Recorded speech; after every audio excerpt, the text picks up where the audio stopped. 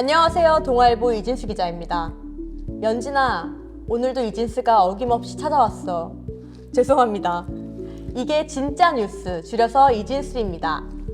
이 시간만큼은 뉴진스 대신 이진스, 세상 곳곳의 뜨거운 이슈와 함께 여러분을 찾아가겠습니다.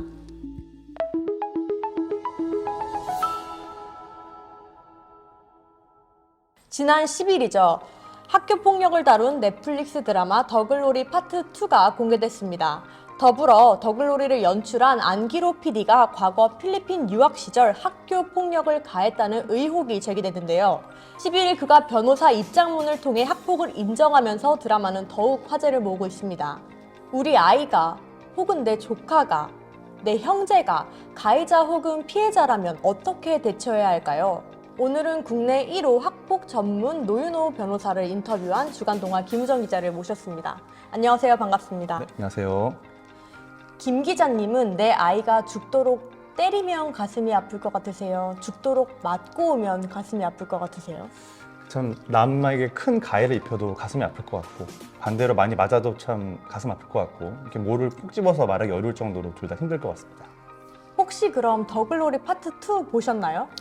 예, 제가 개인적으로 드라마나 영화를 보면 좀 주인공에게 감정적으로 쉽게 좀 공감을 하는 편이어가지고요. 혹시나 드라마를 본 후에 학폭 전문 변호사를 보면 감정적으로 너무 격양되지 않을까 싶어서 일부러 보지 않았습니다. 저는 공개 당일 다음날 새벽까지 정주행할 정도로 무척 기다린 드라마인데요. 더글로리를 보면 드라마상이지만 학교 폭력의 방법이 정말 악랄합니다. 최근에 학교 폭력이 사회 이슈로 부각되면서 어른들의 눈을 피해 그 방법이 더욱 교묘해졌다고요. 최근 학교 폭력 실태가 궁금합니다. 네, 지금 말씀해 주신 것처럼 한마디로 표현하자면 비물리적이고 굉장히 교묘한 형태로 바뀌는 추세라고 할 수 있습니다. 과거에는 직접적으로 눈에 보이는 물리적 폭력이 많았는데요. 쉽게 얘기하자면 이제는 가해 학생이 피해 학생을 때리는 거죠. 하지만 최근에는 그 괴롭히는 수법이 굉장히 교묘해졌다고 합니다. 예, 제가 실제 사례를 하나 들어보겠습니다. 피해자와 가해자 모두 초등학교 4학년인 사건이었는데요. 피해자가 놀이터에서 놀고 있었는데 지나가던 피해자들이 다짜고짜 부모님 욕을 하는 속된 말로 패드립이라고 하죠. 이렇게 언어폭력을 가한 겁니다. 피해 학생이 화가 나니까 맞불 놓는 식으로 욕을 했는데요. 그러자 가해 학생들이 거꾸로 학폭 상담 전화에 신고를 한 후에 전화기를 피해자에게 주면서 너는 이제 학폭 가해자가 됐다고 협박을 한 사건이 있었습니다. 이런 식으로 굉장히 교묘하고 어른들이 일견 보기에는 누가 피해자이고 가해자인지 헷갈릴 정도로 교묘해졌다고 할 수 있겠습니다.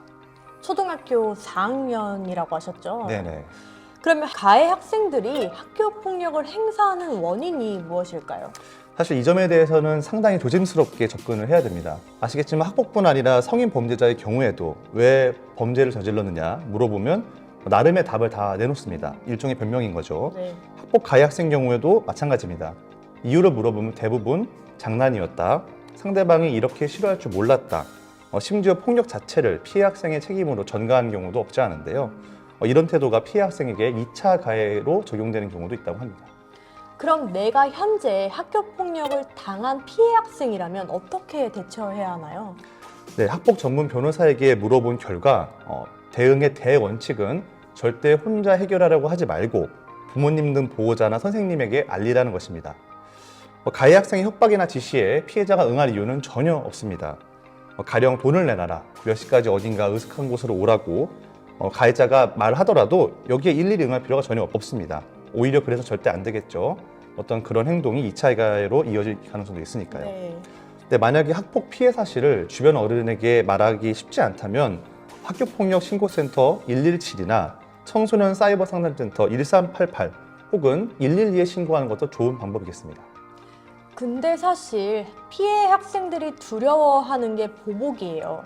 이제 어른들에게 내가 도움의 손길을 청했을 때 이게 익명이 지켜질까가 가장 두려운 부분이거든요. 그러면 이제 그런 두려운 학생들을 위해서 몇 가지 좀 팁을 주시자면 어떤 것들이 있을까요? 네, 일종의 좀 실전적 팁일 수도 있는데요. 이런 대원칙, 아까 말씀드린 대원칙을 전제로 하되 학생 개인이 할 수 있는 일은 바로 기록입니다. 내가 언제 어디서 누구로부터 어떤 폭력을 당했고 목격자가 누구인지 등 피해 사실을 그때그때 기록해서 남겨둘 필요가 있습니다. 가령 손으로 쓴 일기장이라든지 스마트폰 메모기 등을 이용해서 정황을 좀 구체적으로 남기면 좋겠습니다. 이럴 경우 학폭위나 만에 하나 법정 다툼에서도 증거 능력을 인정받을 수 있기 때문입니다. 첨언을 좀 하자면요. 최근 사이버 학폭도 굉장히 늘고 있습니다. 이럴 경우도 마찬가지로 네. 대응할 때 증거 확보가 중요한데요. 실제 사례를 좀 바탕으로 말씀드리면 가해 학생들이 피해자를 SNS 대화방에 초대를 해서 언어폭력을 가하는 경우가 있습니다. 이러면 피해자는 대부분 놀라서 일단은 대화방에서 나가버리는 경우가 많습니다. 네. 너무 고통스럽기 때문에 당연한 그쵸. 반응이죠. 하지만 일단 대화방에서 어떤 모욕과 폭력을 당했는지 캡처한 후에 대화방을 나가라는 게 학폭 전문 변호사의 조언입니다. 네. 내 자녀가 내일 당장 가해 학생이 될 수도 피해 학생이 될 수도 있습니다. 그럼 이 상황에서 부모는 어떻게 대처해야 할까요? 네, 아무래도 자녀의 학폭 피해 사실을 알게 되면 감정적으로 경향되기 쉽겠죠. 그쵸. 인지상정입니다. 하지만 학폭 전문 변호사 얘기를 들어보면 일부는 도리어 자녀에게 너가 얼마나 못나게 굴면 신고 당했느냐고 반대로 힐난하는 경우도 있다고 합니다. 이렇게 감정적 대응이나 피해를 입은 자녀를 힐난하는 걸 절대로 금물이라고 합니다. 자녀가 언제 어떤 학폭을 당했는지 네. 육하 원칙에 따라 정확히 확인하는 게 결선무라고 하는데요. 여기에 따라서 증거를 확보하고 만약 물증이 없다면 자녀에게 정황 증거라도 확보하는 게 좋겠습니다. 최근에 신임 국수본부장에 내정되었던 검찰 출신의 정순신 변호사가 아들의 학폭 문제로 낙마한 사실을 알고 계시죠? 가해자가 고위 공직자의 자녀일 경우 시간 끌기 꼼수로 피해 학생이 2차 피해를 입는다고도 하는데요. 여기서 시간 끌기가 무엇인가요? 네, 말씀해 주신 것처럼 최근에 학폭 사태에서 네. 가해자 측의 이른바 시간 끌기 소송이 적지 않다고 합니다. 비단 가해자 부모가 고위공직자가 아니더라도 굉장히 빈번하게 일어나고 있다고 하는데요. 네. 자, 이것에 대해서 알기 위해서는 먼저 교육 현장에서 학폭이 일어났을 경우에 어떤 식의 대응 절차가 있는지부터 알아야겠습니다. 일단 학폭 신고가 접수되면 일선학교에서는 사안조사에 착수를 합니다. 네. 피해자가 어떤 폭력을 당했는지 사실관계를 확인하는 절차인데요. 학교는 이제 신고를 접수하고 48시간 이내에 이 사실을 교육지원청에 보고를 해야 됩니다. 예전에 학폭이 일어나면 일부 학교에서 이를 은폐했기 때문에 있는 조치인데요. 네. 이렇게 보고를 받은 교육지원청이 학폭위, 학교폭력대책심의위원회를 엽니다. 여기서 우리가 흔히 학폭위 조치 몇 호 이런 징계 절차를 내리게 되는데요. 징계 조치는 폭력의 심각성에 따라서 1회에서 9호까지 나뉩니다. 1호가 가장 경미한 사안이기 때문에 서면사과 조치고요. 심각한 9호는 퇴학 조치입니다. 자, 문제는 여기서부터 시작되는데요. 학폭위에서 징계 조치를 내릴 경우에 여기에 이제 가해 학생 측이 불복을 할 수가 있습니다. 학폭위 징계를 지연시킬 목적으로 일부는 행정심판부터 행정소송 1심, 2심, 흔치는 않지만 대법원까지 사건을 끌고 가기도 하는데요. 근데 이럴 경우에 문제가 생기죠. 법적, 행정적 소송 절차가 굉장히 길어지면서 오히려 피해 학생 측이 고통이 가중되면서 본인이 전학을 가버린 경우도 있는데요. 이것도 큰 틀에서 2차 가해라고 볼 수 있겠습니다. 김우정 기자님, 그럼 인터뷰 중에 가장 기억에 남는 변호사님의 답변이 있으신가요? 네, 노윤호 변호사의 인터뷰에서 개인적으로 굉장히 인상 깊은 대목이 있었습니다. 노 변호사가 이런 이야기를 했는데요.